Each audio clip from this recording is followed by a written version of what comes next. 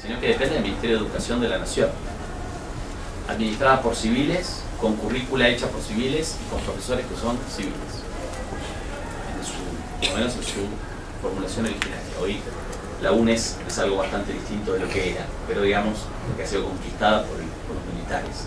Pero en su formulación original era una institución civil dedicada a formar policías con un alto nivel de civilización en sentido de transformación del proceso de formación policial en algo gestionado por los civiles, ideado por los civiles y performante por los civiles. Se crea el Consejo de Policía, una nueva entidad estatal dedicada a generar políticas policiales para todo el Estado de Venezuela y para unificar criterios entre las policías. Venezuela tenía 120 y pico de policías, muchísimas policías municipales, 29 policías estaduales, y cada una tenía sus propias reglas y hacía lo que quería. Pero el Consejo de Policía nace como una institución destinada a unificar criterios y unificar patrones legislativos. De ahí nace una ley general de policía para todas las policías de Venezuela, que entre otras cosas crea principios de actuación policial y toda otra serie de reglamentaciones dedicadas a distintos problemas de la policía. Específicamente en los años 2006, 2007, 2008, 2009, 2010, esos años, el activismo de la reforma policial en Venezuela es impresionante. O sea, hay numerosas iniciativas que constantemente están tratando de modificar las prácticas policiales en Venezuela. Este es el momento en donde tal vez la retórica progresista del chavismo sobre el problema del delito tiene su manifestación más concreta y material, ¿no? Un proceso de reforma policial muy amplio, muy ambicioso, que cuando uno va a mirar los papeles de la reforma encuentra ideas completas y absolutamente democráticas, ligadas al Estado de Derecho, al discurso de los derechos humanos, etc. Y en ese escenario empieza a producirse algo el chavismo que es muy importante, que es una mutación de la alianza política. El chavismo siempre tuvo un partido militar en su interior, y ese partido militar siempre fue un partido conservador en estos temas y en otros temas también. No diría en todos, pero también en otros temas. Por ejemplo, en la política de vivienda del chavismo, que es tal vez realmente uno de los costados más interesantes de la experiencia chavista. El chavismo construyó viviendas populares de un modo que nunca jamás existió en Venezuela. Estamos hablando de cientos de miles de viviendas. O sea, que le dio casa a cientos de miles de familias, produciendo un cambio radical en la relación entre los sectores populares y la vivienda en Venezuela. Y en ese tipo de política el partido militar no tenía ninguna objeción. Y de hecho, digamos, no solamente apoyó las misiones vivienda, sino que además formó parte activa de su desarrollo, de distintas maneras.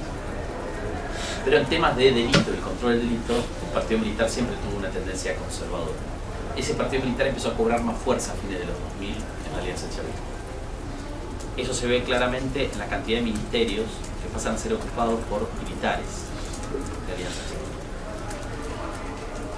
El Ministerio del Interior, luego el Ministerio de Asuntos Penitenciarios, que se crea en el año 2011 en el marco de una crisis penitenciaria en Venezuela, eran los dos ministerios más ligados al sistema penal y tradicionalmente fueron ocupados por figuras civiles. Eso va a cambiar desde el 2011-12 en adelante, donde van a ser colonizados por los actores militares. Pero además hay un cambio muy fuerte en la retórica la retórica política del chavismo, que se manifiesta entre todos, por excelencia, en una alianza política extraordinariamente personalista, donde la figura de Chávez es completamente medular, en el discurso del mismo presidente Chávez. Digámoslo así, Chávez redescubre el lumpen proletariado, redescubre el proletariado andrajoso del discurso de izquierda del siglo XIX.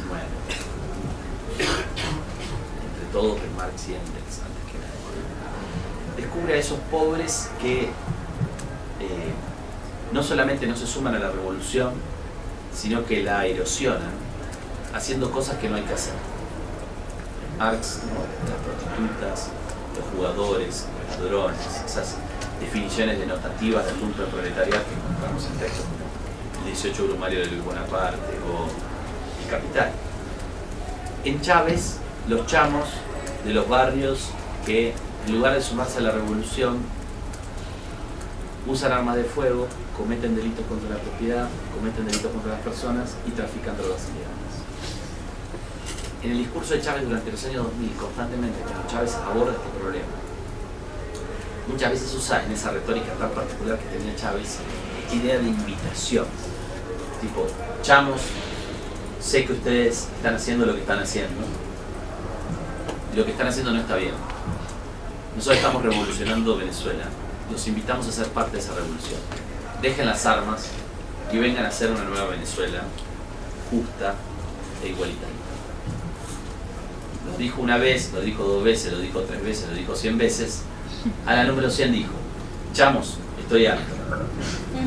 Los invité a hacer la revolución 100 veces. Ustedes siguen ahí dándole a las drogas ilegales, usando armas y haciendo cosas que están mal. No los invito más a hacer la revolución. Ustedes son el lumpenproletariado. Son un obstáculo para la revolución. Y por tanto, les vamos a dar palos. Los invitamos durante 10 años. Se acabaron las oportunidades. Ahora, mano dura. Entonces nace el discurso de la mano dura al interior del presidente, de la retórica del presidente Chávez y mucho más expandidamente del chavismo. Un discurso que se ancla en realidad en la retórica precedente. La idea sería: el problema de la inseguridad frente al delito emergió en Venezuela y se transformó en un problema medular como consecuencia de las injusticias y las desigualdades generadas por las políticas económicas de la democracia del punto fijo, de la tradición política venezolana oligárquica, elitista. Estamos haciendo una revolución económica y social. Venezuela se vuelve un país más justo e igualitario. Los invitamos a ustedes que viven en el mundo del delito a sumarse a la revolución. Ustedes no se suman, siguen cometiendo delito. El delito está en el centro de la agenda pública y política.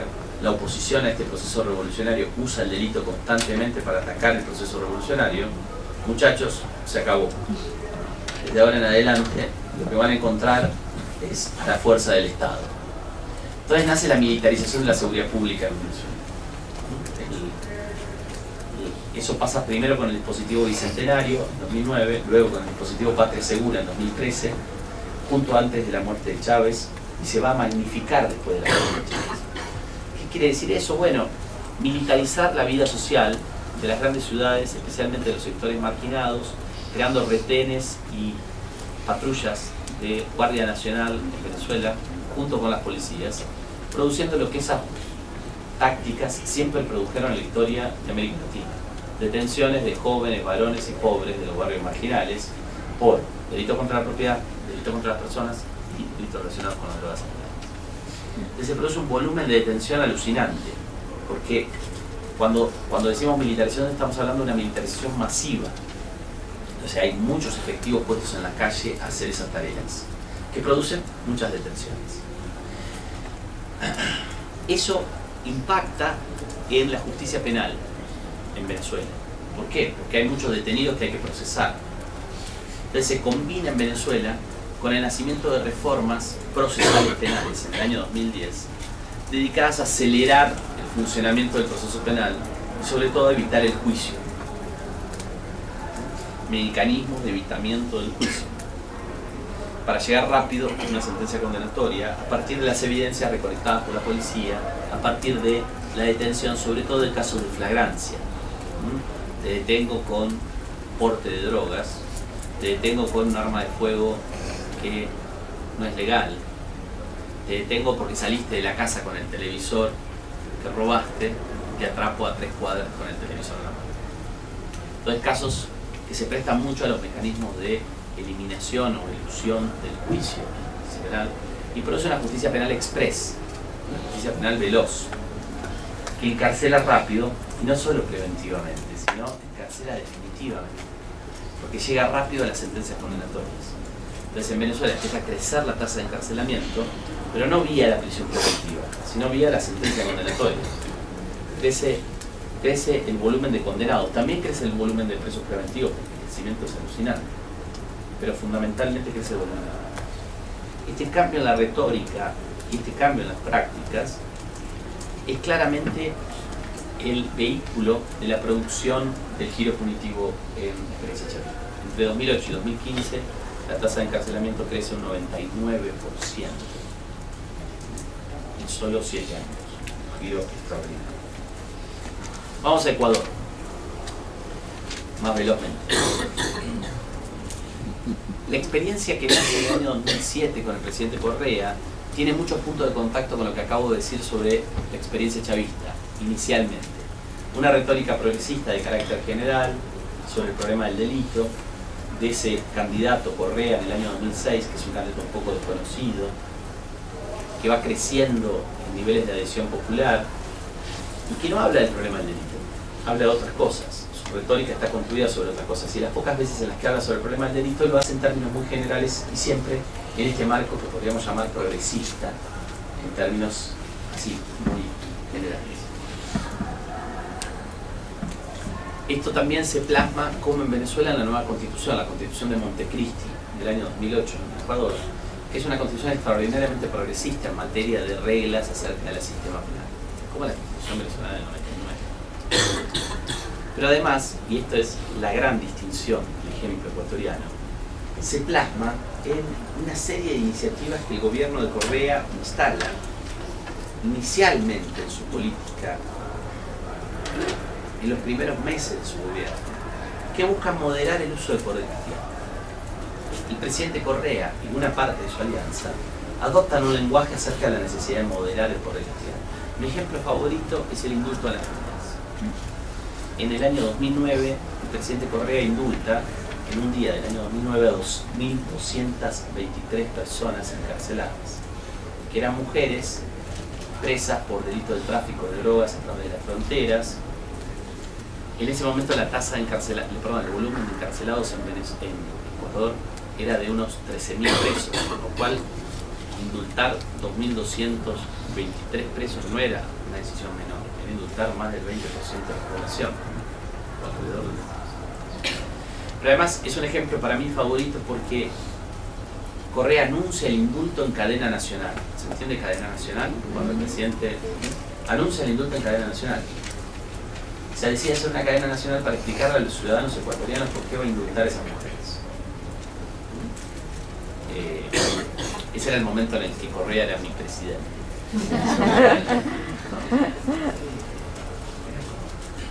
Mi momento idílico. Correa duró poco, pero... Este fue un acontecimiento extraordinario. Yo estaba en Ecuador ese día.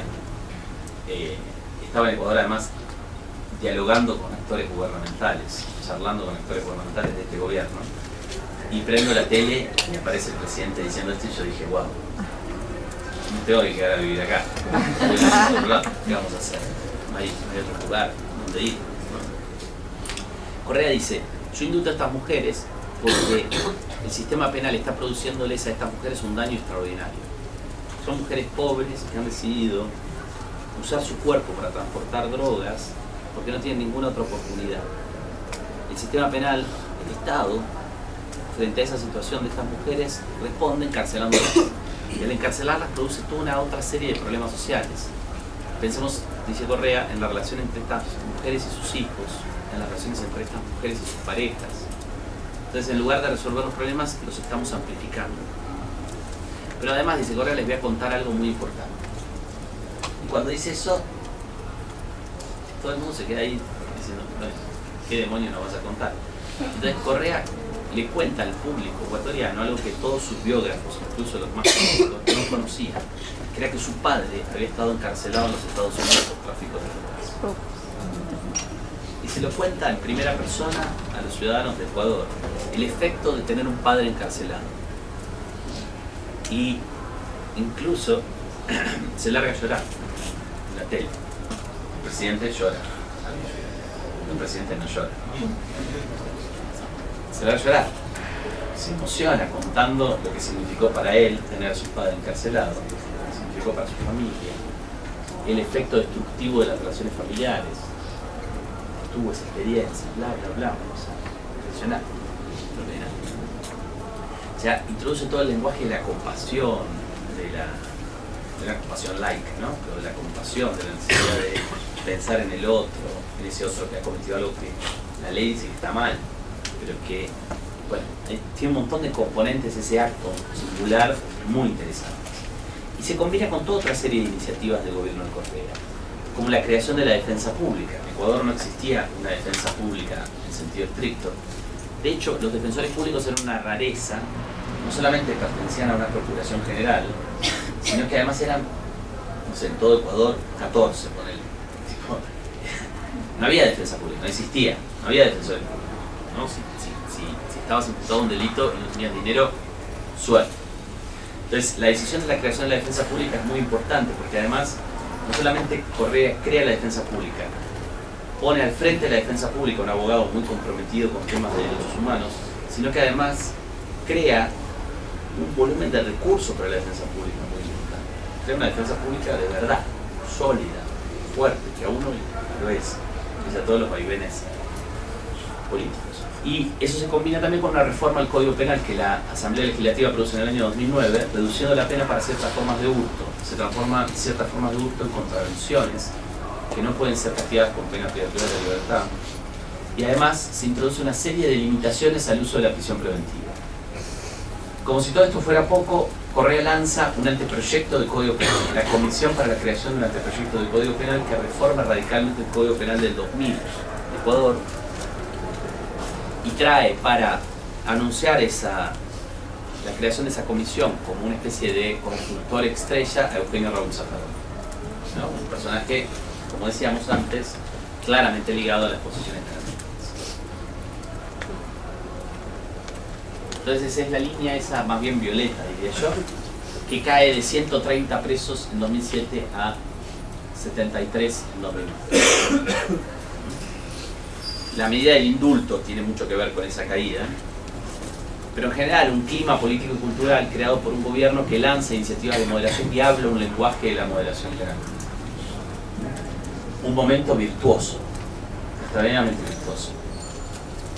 Como ven, desde 2009 en adelante, la curva del encarcelamiento hace algo muy distinto. Va de 73 a 165.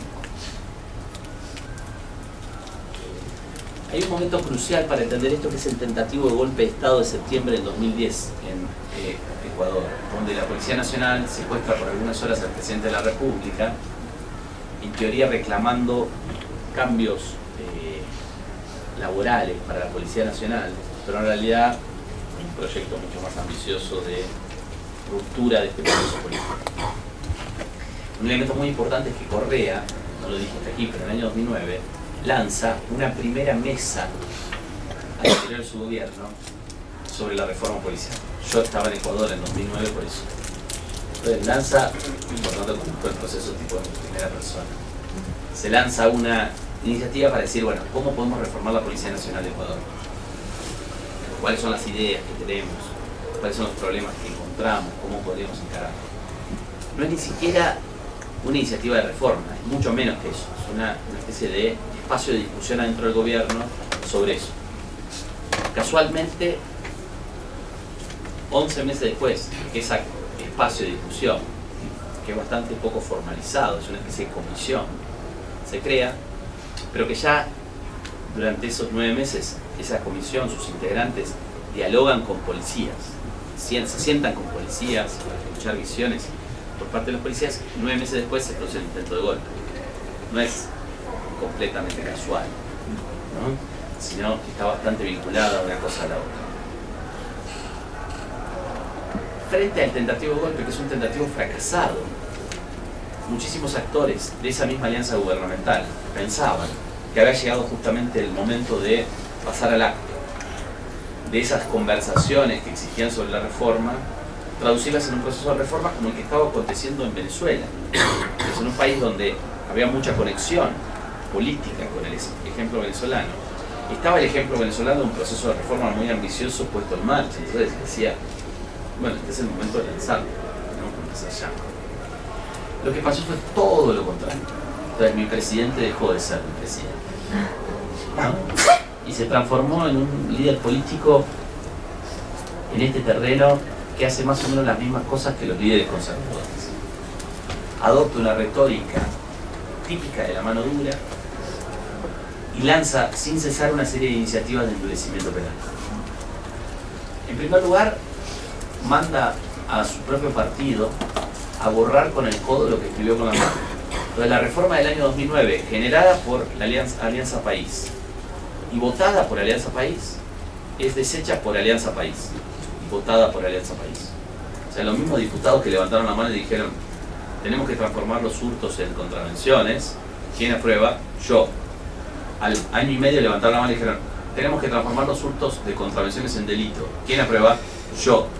Los mismos tipos, los mismos seres humanos. Es un ejemplo extraordinario de esquizofrenia, ¿no? En 2011 Correa lanza un referéndum sobre diversos cambios legales para endurecer la política policial y penal. Un referéndum totalmente capcioso, con preguntas, de esas preguntas que nunca nadie puede contestar no. Todas son sí. El referéndum gana con 88% de los votos a favor del endurecimiento penal y policial. Y Correa dice: bueno, ven, esto es lo que la gente quiere. Tenemos aquí un ejemplo perfecto de cómo lo que la gente quiere usa el referéndum como herramienta. Esto es algo sobre lo cual podríamos charlar. Hay otros ejemplos a lo largo y a lo ancho del mundo donde el referéndum se transformó en una herramienta del populismo penal. Esto se combina con los militares en la calle. Correa hace lo mismo que el chavismo estaba haciendo. Saca a los militares en la calle para sosegar las críticas de la oposición sobre el problema de la inseguridad frente al delito. La oposición dice: hay que sacar a los militares en la calle. Correa dice: saquémoslos, listo. Vamos, militares en Guayaquil, Cuenca y Quito. Ya está. ¿Qué más? ¿No? Ustedes, la oposición, ¿qué más? Claro, la oposición no tiene muchas más cosas para decir, ¿no? Digamos, les cuesta trabajo. Dicen cosas tales como: tenemos que restablecer la pena de muerte. Y ahí Correa dice: bueno, tenemos que pensarlo. Todavía no. Pero hay un proceso de endurecimiento práctico, policial y penal muy impresionante desde el 2011 en adelante, que termina en el Código Penal Integral de 2014, que era el hijo del anteproyecto de Código Penal ese que había presentado Raúl en 2009, la comisión para crear el anteproyecto, que reunía juristas, garantistas, ecuatorianos. Bueno, todos esos juristas los echan, a Raúl no lo invitan más, y escriben un código orgánico integral penal que incrementa los niveles de severidad penal de todos los delitos, con una sola excepción que no es menor, que es importante, que hay que reconocerla, que son los delitos relacionados con las drogas ilegales. Que el código orgánico integral penal no aumenta la punitividad de esos delitos. Pero después, por ejemplo, el código orgánico integral penal transforma en delito pasar un semáforo rojo. Un delito penable con una pena privativa de la libertad.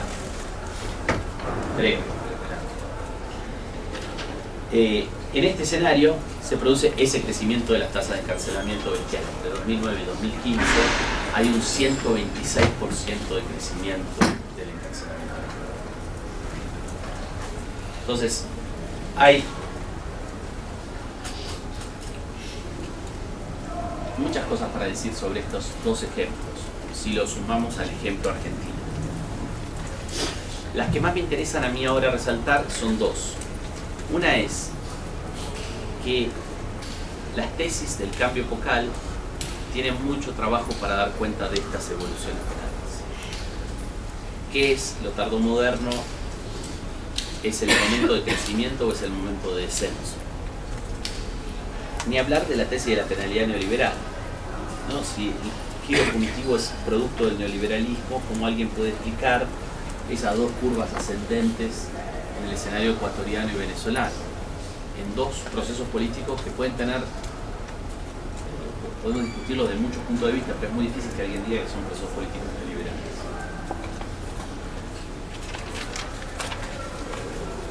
En segundo lugar, la única manera para mí, para explicar esto, estas evoluciones oscilantes, volátiles, está vinculada a la política. Vuelvo un poco a mi planteo teórico más general. No hay manera de pensar esta volatilidad sino pensando en el rol de las luchas políticas, de los actores políticos, de las racionalidades que los actores políticos plantean, de las racionalidades que los actores en esas luchas políticas promueven, de los programas que lanzan, de los discursos que plantean, de las iniciativas que ejecutan. No hay forma de pensar estos dos crecimientos de la tasa de encarcelamiento en Ecuador y en Venezuela al interior de un mismo proceso político que convive con dinámicas contrarias precedentemente. En el caso de Ecuador, con una dinámica de descenso del encarcelamiento, y en el caso de Venezuela, con una dinámica de estabilidad del encarcelamiento, pero en un nivel extraordinariamente bajo. No hay manera de pensarlo sino sin dar cuenta de esas dinámicas que yo más o menos sistemáticamente traté de presentarles a ustedes para los dos casos, que son todas dinámicas de naturaleza política y que son claramente las causas próximas de este giro político. Algunos amigos, sobre todo en Venezuela, donde hay más literatura producida sobre esto, algunos amigos dirían, bueno, tal vez el crecimiento del encarcelamiento en Venezuela refleja los límites del proceso de transformación económica y social que el chavismo dice encarar. El argumento sería, me interesa plantearlo porque es un argumento muy interesante, el argumento sería, el chavismo pretende revertir la herencia del neoliberalismo, construir políticas económicas y sociales antagónicas, generar por tanto efectos contrarios, más igualdad, más justicia social. Los efectos se producen en una cierta medida, pero la medida en la que se producen no logra revertir las grandes injusticias y desigualdades generadas en las décadas precedentes y a lo largo de la historia venezolana, un proceso de larga duración. O sea, el impacto de producción de igualdad o producción de justicia social es un impacto bastante limitado. Si miramos la evolución del índice de Gini como índice que mide la distribución de ingresos en Venezuela durante los años 2000, el índice de Gini muestra una curva extraordinariamente positiva en Venezuela, pero siempre partiendo de una base, un punto de partida extraordinariamente alto, de un nivel de desigualdad extraordinariamente alto. Y por tanto, esa evolución positiva es siempre en un marco que sigue siendo alto en términos internacionales. Entonces, en esta argumentación se dice las políticas económicas y sociales del chavismo no logran desplazar estas causas profundas de la generación, primero de delitos, por eso los grandes niveles de delito violento que se mantienen constantes e incluso crecen durante la experiencia chavista, y luego de punitividad, de encarcelamiento. ¿Cuál es el problema de este argumento? Es un argumento con el que yo tengo simpatía en la primera parte del argumento, pero no lo considero convincente en la segunda parte. O sea, tengo simpatía en la primera parte del argumento porque creo que como descripción de los impactos económicos y sociales de las políticas chavistas es una descripción adecuada. No hay ninguna duda de que las políticas económicas y sociales chavistas produjeron redistribución de ingresos, produjeron niveles de igualación, sino que muchísima gente saliera de la pobreza radical en la que vivía. Pero no hay ninguna duda de que como el punto de partida era extraordinariamente dramático, los niveles de reparación económica y social que produjo el chavismo son más o menos limitados. Ahora, lo que a mí no me convence para nada es que esa sea la causa de que haya un giro punitivo. La verdad es que me parece que la conexión causal no está clara. El cómo de la conexión, como era lo que decía, es difícil de argumentar. ¿Por qué? Y porque aun cuando esos procesos de mejora económica y social no se habían dado en los primeros años del chavismo, es algo que uno crea en una especie de efecto mágico. Lanzo una iniciativa de política económica y social y creo igualdad.